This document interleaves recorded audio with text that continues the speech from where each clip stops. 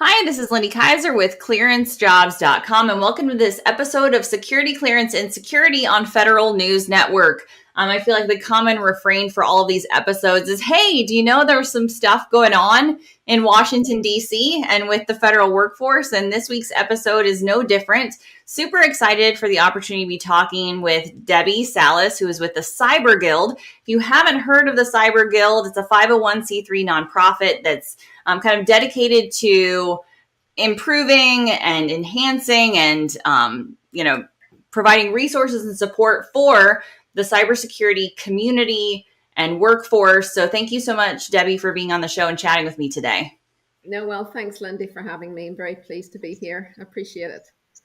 So Cyber Guild, I know that the community there is just over 5 years old, but it feels like your footprint across the DoD cyber community is a lot deeper. It seems like I was going through kind of your list of advisors and folks who work with you. It was harder for me to think of somebody who wasn't working with Cyber Guild than some of the great folks I know who aren't. So can you talk about kind of the work of building a 501c3 focused on the cyber workforce?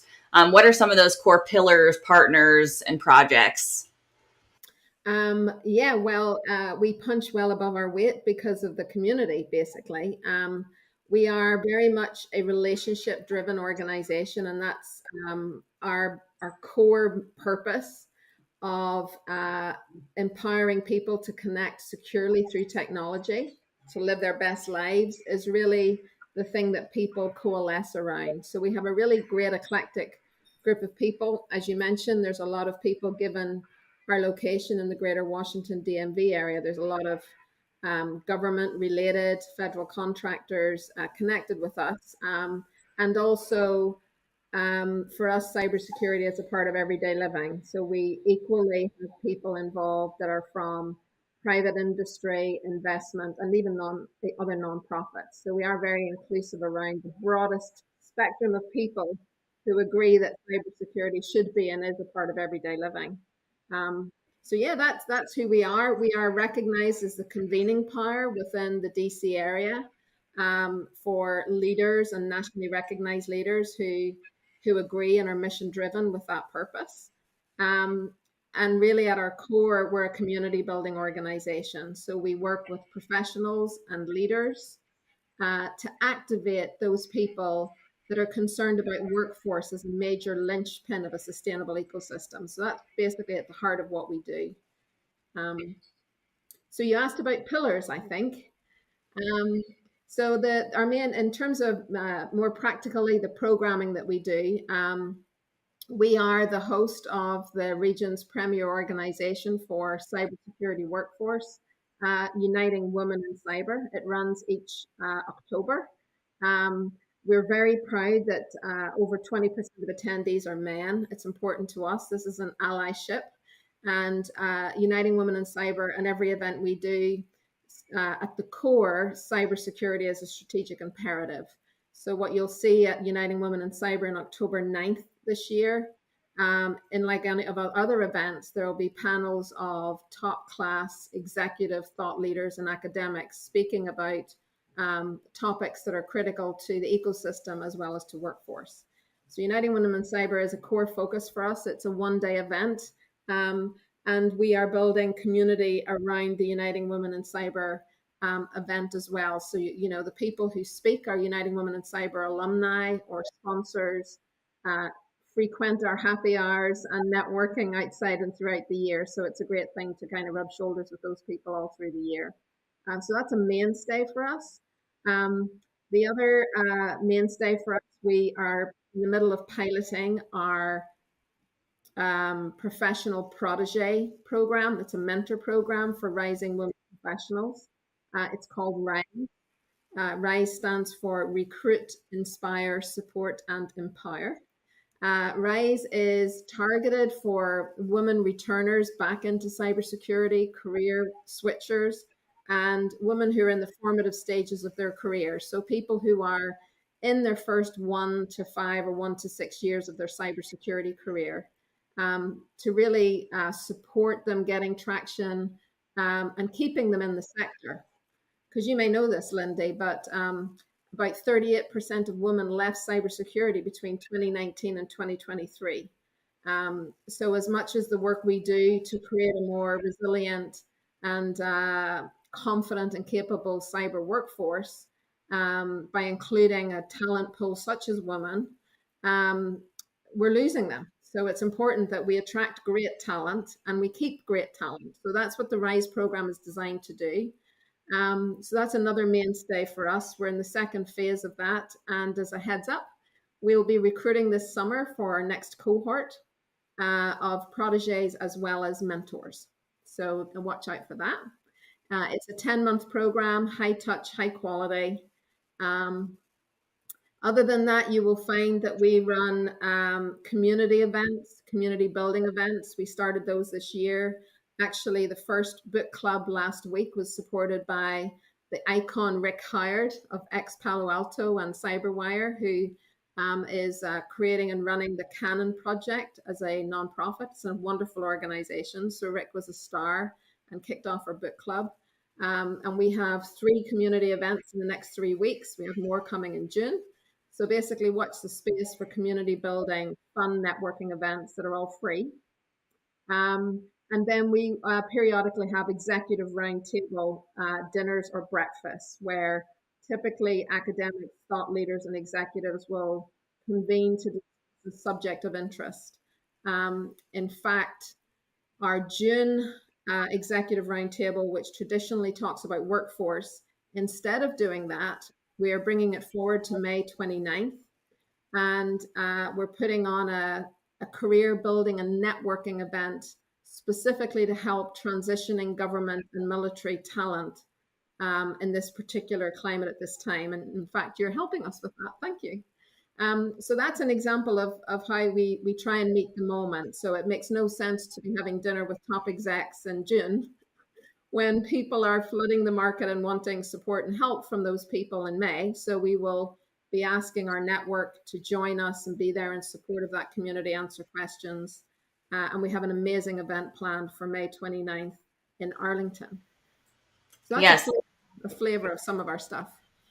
Yeah, no, I love that you brought up retention because that comes up in the IC recruitment numbers continually, right? Not just cyber, but every realm. It's like it's not usually a matter in a lot of these things. If you can attract the workforce, it's if you can actually retain them, right, and actually create a function that makes that work sustainable. So I love that you kind of have a commitment and a focus on that.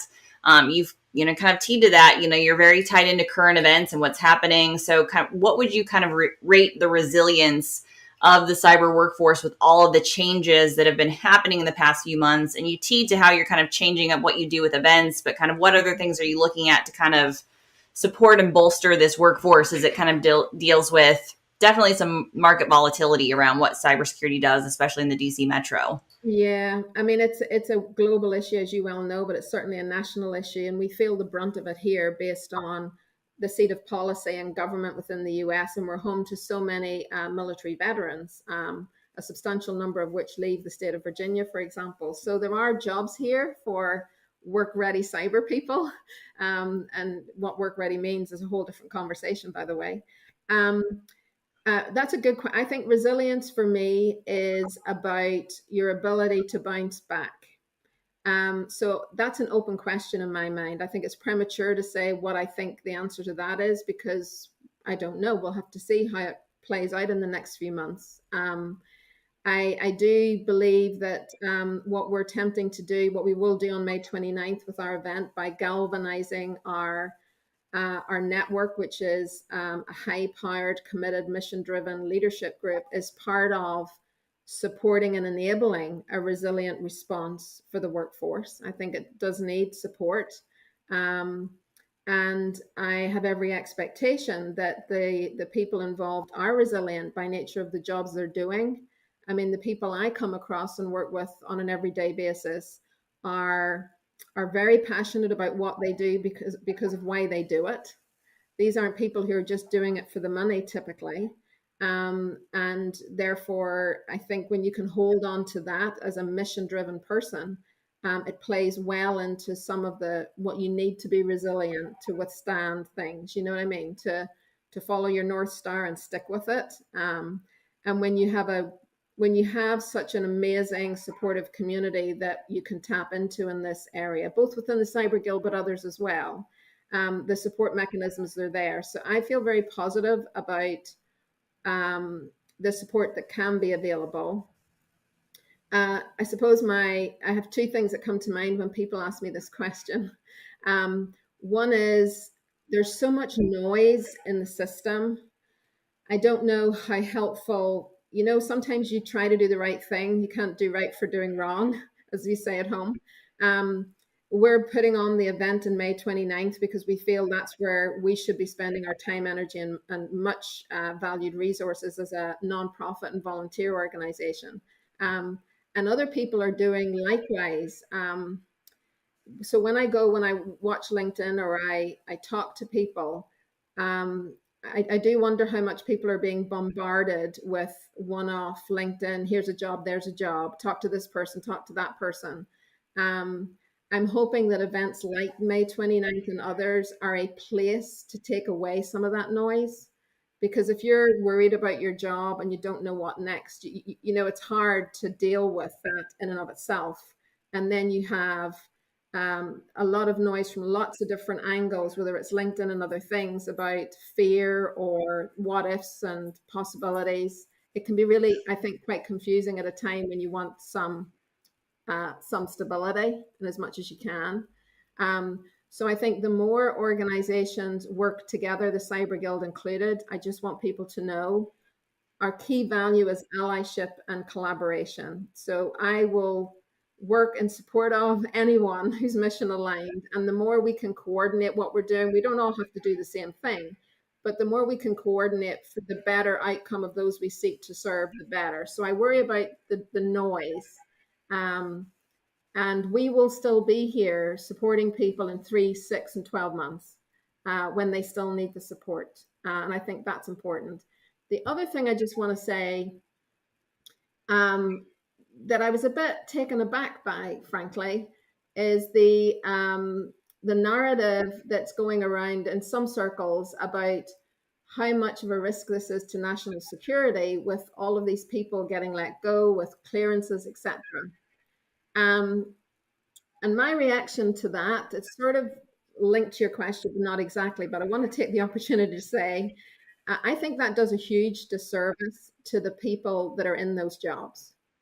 To suggest that people are so easily swung or dissuaded from a lifetime of service to the country, I find it a bit discouraging as a narrative.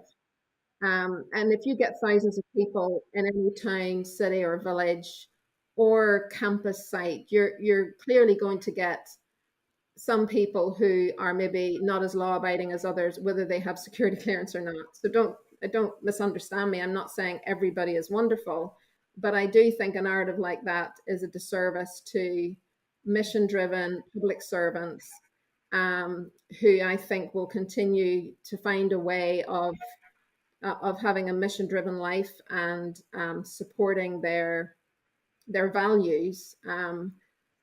So that I don't know what your take on that is, Lindy. I'd be interested what you think about that. That's my reaction.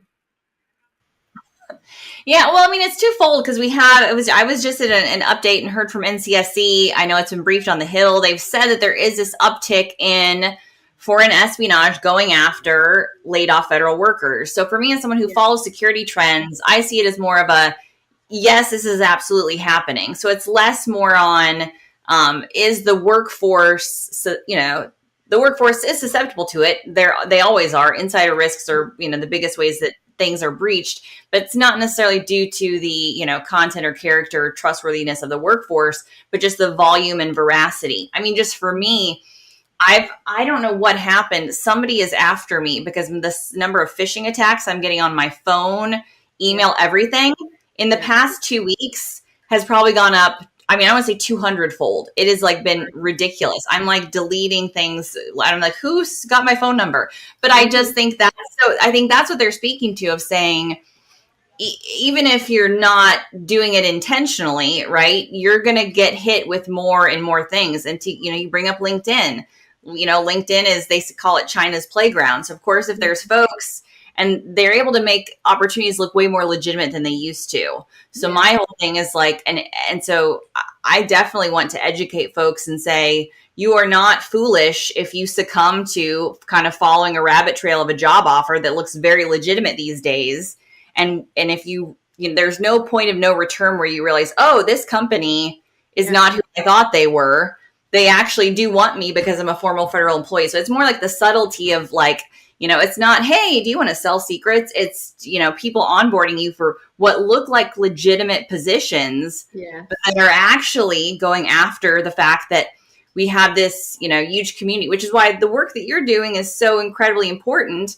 Because the more we keep it within the trusted community, I mean, there is value there of like, oh, I met somebody, I have a referral, I know this company, they can vouch for it. Because I just find the proliferation of companies in the cyberspace and being able to vet out, and not that every foreign-owned company is bad, right? Like there are legitimate pathways, but telling the difference between those, and I think especially at this current moment, is a lot harder. And so again, the more that you have a trusted community around you to help you, that's my take.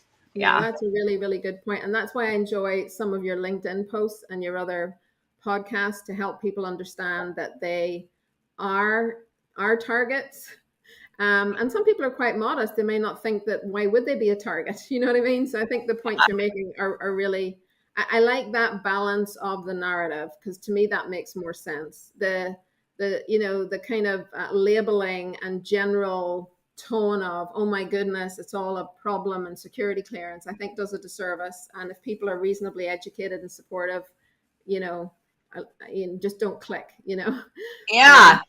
But yes, and I'm hoping that other organizations will ally with us and we'll all support each other to create that more trusted community, because people need that right now. Even if it's simply reaching out to people they do know on LinkedIn to say, do you know this company? Somebody always knows somebody. Just there's no harm in asking. And people like the Cyber Guild will overextend themselves to try and introduce people to say, does anybody know this? Help this person out. That's what we're here for. Yeah. I love that. So you've mentioned the May 29th event several times. Clearance Jobs is glad to be a part of it and happy to support it. It's everything I love about kind of events. It's bringing together people hiring in the space, people looking, people just generally, again, in the community. So kind of talk more about the event, who you're hoping will attend, who's already attending, some of that. Yeah, no, we've had enormous support within the space of a week. We filled every workshop. Thank you again to you. You'll be doing a working session on how to protect your security clearance and transition, which I think is vitally important. We have a guy called Timothy Lowe, who'll be running a session on building your resume and how to translate it in from a public to a private sector. We have an expert in branding and marketing, Mary Dowd from Cardea Group, coming up from Charlotte, and she'll be running a workshop session with Bridget Weitzel on how do you really think about your skills and experiences and speak about those in a way that helps your transition and builds a career brand. So what does a professional brand look like, practically speaking, to align with your job search? We'll have a workshop supported by TechServe team on identifying what those skills and experiences are and how you translate them from your public service life to your private service life, your private industry. What else? We've got Susan Bernstein, who's a friend of the Guild, whose organization Power Under Pressure. She'll open it up with an energizer about how to take the work out of networking. So we have very practical working sessions and main sessions that are very much geared towards you've been in the public sector. How do you leverage that, recognize it, and how do you speak about it when you're thinking of transitioning into the private sector, whether you're thinking about it or actually already in transition? And then, of course, we have amazing keynotes. Brian Ware, who was the first assistant director of CISA in terms of cybersecurity, will open. Brian is a co-chair of the Cyber Guild. And he will do opening remarks. And we have Jennifer Eubank, who recently retired from as digital CIO for the CIA, and Jennifer will do closing remarks and talk very much about her personal journey and transition as a lifelong public servant into the private sector. So amazing support from titans in the industry who have direct experience. And then we'll be galvanizing our leadership network and saying, come for happy hour. So there'll be people hanging out after closing remarks from 5 till 7. So those that are there are welcome to stay and mix and mingle with executives and employers who are close friends of the Guild. So it's going to be a pretty fun full day at the Army Navy Country Club in Arlington. So we're really, really pleased about that. Yeah, I love it. I know you described it as curated relationship building, which I had to highlight because I loved that phrase. It's my whole vibe. I love, curated relationship building. Because I think sometimes people are also very, the quantity of a network, is something that we can kind of chase in the social media era, but it truly is about the quality. Career events can kind of be about scale, and there's reasons for everything, right? We host traditional career events at Clearance Jobs. There's definitely great things about that. But the opportunity to participate in a half day where you're getting, really a lot of support around skills and, again, building those relationships, I think that's important. So kind of why are you focusing on that, and how does that tie into what Cyber Guild does overall? Yeah. And I think the point, I'm glad you picked up on curated, because we want things to be structured enough where it's purposeful, where people are aided to get through the awkwardness, if there is any, and very, very quickly facilitate getting to meaningful relationship building. So it's curated to bring high quality content. We're known for quality speakers. We're known for on the money content. We're also known for the quality execution of our events. So whether it's a happy hour with 7 people or Uniting Women in Cyber with 220 people, the thought and effort goes into making sure that the design of it, in terms of how it's run, where it's run, the venue and everything, is very much around accelerating people getting comfortable to reach out and talk to each other as human beings as quickly as possible. So the curated part is important for us in all of our events for that reason. It just gives you a purpose to get going quickly, if that makes sense. Yeah, no, I love that. And that's, it's almost accelerating, your career trajectory or opportunity, which I certainly love. So we're towards the end of our time. I definitely want to do a shout out for how people can learn more about the event, how employers can get involved, how people register. Can you kind of walk me through a little bit that if they're wanting to get more involved in either Cyber Guild overall or the May 29th event, where should they go? Well, one-stop shop. If in doubt, go to the cyberguild.org, our website. You'll see upcoming immediate events on the homepage. And if you click on the events page, you'll see all events that are in the pipeline that take through right now to October. So if in doubt, we use Eventbrite as a registration platform. So if you're a regular on Eventbrite and you click that you're following us, you'll be getting those Eventbrite updates anyway. But if in doubt, go to the website. You can contact me through LinkedIn, having talked about LinkedIn. If you do contact me through LinkedIn, it would be good to reference this or your role or whatever, because I also get a lot of outreach on LinkedIn that I'm unsure of, so I don't always accept depending on the nature of the person. So if in doubt, come through the website, email me that way, connect on LinkedIn, but everything you have will be there. And the other thing for May 29th, just to know, is Haystack Solutions are one of our partners, and they are also sponsoring. So attendees will have the choice of visiting Crystal Hartman, their CEO, will be here. And you can access CyberGen IQ assessments, which is one of the only type of it on the market to help people think about what their best cyber fit might be. So attendees will also get access to a free CyberGen IQ assessment. So that's another thing you can get by coming and visiting Crystal on the day.